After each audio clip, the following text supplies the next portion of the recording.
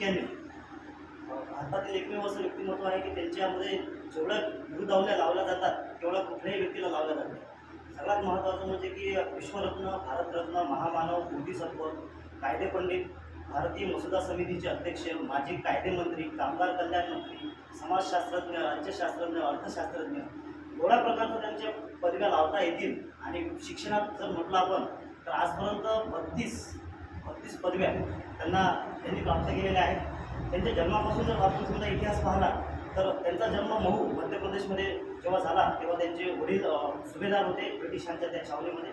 आणि त्यानंतर त्यांच्या जन्माच्या नंतर 2 वर्षातच ते रिटायर्ड झाले. आणि रिटायर्ड झाल्यानंतर त्यांची परिस्थिती एवढी काही शिक्षणासाठी किंवा मुलांना शिक्षण किंवा सर्व सुविधा उपलब्ध करून देण्यासाठी एवढी काही व्यवस्थित नव्हती. पण त्यांनी वडिलांचं मुलांकडे लक्ष कसं असावं तर ते त्यांच्या वडिलांकडून त्यांचं जे नाव समजा आपण घेतो भीमराव रामजी आंबेडकर, या 3 नावामध्ये, या 3 अक्षरांमध्ये 3 वेगवेगळ्या प्रकारचा संदर्भ आहे. एक पहिलं नाव त्यांचं भीमराव हे त्यांच्या आईवरून त्यांचं नाव ठेवलं जाते.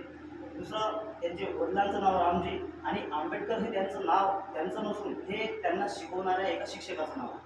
ते आंबेडकर ही शिक्षकाने दिलेलं त्यांना एक नाव आहे. त्यांचं नाव सकपाळ हे त्यांचं आडनाव होतं. आणि जेव्हा त्यांच्या जन्मानंतर 5व्या वर्षी त्यांच्या आई त्यांचं निधन झालं. नंतर मीराबाई यांनी त्यांचं पालनपोषण केलं. आणि शिक्षणाच्या प्रवाहात येत असताना त्यांना ज्या अडचणी आल्या, परिस्थितीवर मात कशी करावी, परिस्थिती अनुकूल जेव्हा असते तेव्हा माणूस काहीतरी करेल, परिस्थिती जेव्हा प्रतिकूल असते तेव्हा काहीतरी मोठं करता येते. याचं उत्तम उदाहरण म्हणजे डॉक्टर बाबासाहेब आंबेडकर.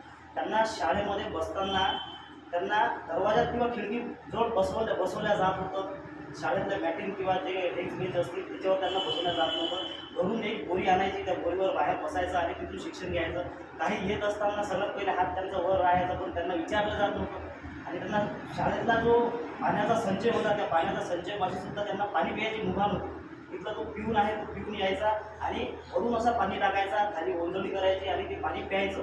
आणि ज्या दिवशी तो सुट्टीवर असला तर त्या दिवशी हे बिना पाण्याचे त्या शाळेमध्ये ते विद्या प्राप्त करत. आणि अशा कठीण परिस्थितीतून विद्या ग्रहण करता करता एक केसुरकर गुरुजी आहेत, जेव्हा 10व्या वर्गात त्यांचा पहिला नंबर आला, एक चाळ होती, त्या चाळीमध्ये त्यांचा सत्कार घेतला. आणि त्या सत्कारामध्ये पुस्तकाचं महत्त्व किती असते. केसुरकर गुरुजीनं सगळ्यात पहिलं भगवान गौतम बुद्धांचं पुस्तक त्यांना हे दिलं, त्यांना कौतुक करताना दिलं. आणि त्या एका पुस्तकावर डॉक्टर बाबासाहेब आंबेडकर यांच्या जीवनाला जे दिशा भेटली, म्हणजे सगळ्यात महत्त्वाचं असते पुस्तक. ते पुस्तकानं मस्तक सुधारते आणि सुधारलेलं मस्तक कोणासमोरही नतमस्तक होत नाही. त्याचं उत्तम उदाहरण हे सुद्धा डॉक्टर बाबासाहेब आंबेडकर. मग तिथून ते केळुसकर गुरुजींनी त्यांना नेलं महाराज सयाजीराव गायकवाडकडे. सयाजीराव गायकवाड यांनी त्यांना स्कॉलरशिप बहाल केली त्यांची बुद्धिमत्ता पाहून. आणि तिथून मग ते गेले USA कोलंबिया विद्यापीठात.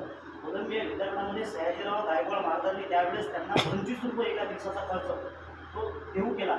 आणि तिथून त्यांनी USA जे पदवी प्राप्त केली, तिथून लंडनमध्ये गेले. आणि केम्ब्रिजचं जे विद्यापीठ आहे समजा कोलंबियाचं USA, कधीही त्या विद्यापीठात आपल्याला एक अभिमानाची गोष्ट आहे की जगात सगळ्यात जास्त मोठ्या प्रमाणात जे जयंती कोणाची साजरी होत असेल तर ती डॉक्टर बाबासाहेब आंबेडकरांची. लंडनमध्ये त्या विद्यापीठात आणि अमेरिकेमध्ये सुद्धा आज समता दिवस म्हणून साजरा केला जातो. ते जे विद्यापीठ होतं त्या विद्यापीठाच्या मध्यभागी डॉक्टर बाबासाहेबांचा पुतळा अजूनही आहे. आणि तिथं लिहिलेलं आहे की सिम्बॉल ऑफ नॉलेज, नॉलेजचा सिम्बॉल म्हणून पूर्ण जगामध्ये बाबासाहेबांची ख्याती आहे. तिथून ते लंडनमध्ये गेले. लंडनमधलं शिक्षण स्कॉलरशिप संपल्यामुळे ते पूर्ण करू शकले नाही. पुन्हा ते आल्यानंतर बडोदा हे जे संस्थानिक होते सयाजीराव गायकवाड महाराज यांच्या कार्यालयात सचिव या पदावर, सेक्रेटरी या पदावर त्यांनी ऑफर दिली. आणि त्या पदावर त्यांनी 2 वर्ष कारभार केला.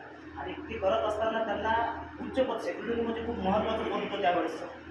आणि हे एवढं महत्त्वाचं पद असताना सुद्धा तो खालचा वर्ग होता तो त्यांना तुच्छतेची वागणूक देत होता. त्याच्या फाईलसुद्धा समजा द्यायच्या असत्या तर फाईल फेकून देत होते टेबलावर.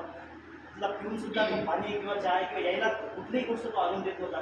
आणि या गोष्टीचा त्यांनी स्वतःला त्याची परिस्थिती जेव्हा माणसाला जेव्हा अपमान होते त्या अपमानातून माणसाला खचून जायचं नसते, त्या अपमानातून माणसाला तावून सोनातून समोर जायचं असते, हे डॉक्टर बाबासाहेब आंबेडकर यांनी सांगितलं. तर एखादा व्यक्ती जर आपल्याला सतत छळत असेल किंवा असं बोलत असेल म्हणून घरात बसून रडत राहायचं हा याच्यावर मार्ग नाही आहे. त्या अपमानाचा कशा प्रकारे आपण प्रतिकार करू शकतो हे डॉक्टर बाबासाहेब आंबेडकरांनी शिकवलं.